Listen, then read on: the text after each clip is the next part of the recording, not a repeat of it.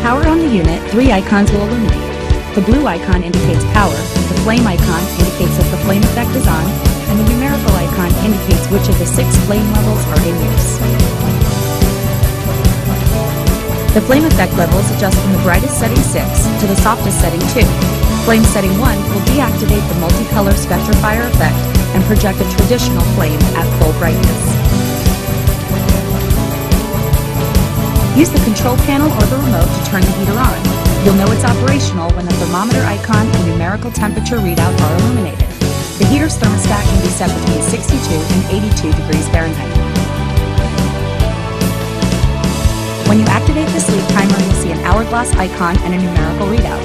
To adjust the length of time that the unit will remain on, simply use the control panel or remote to set the timer between 30 minutes and 9 hours. The Ember bed and log set have 2 undulation settings to choose from, high and low. In the off position, the Ember bed and log set low will be constant. Use the downlight function to add light to the log set and brick detailing.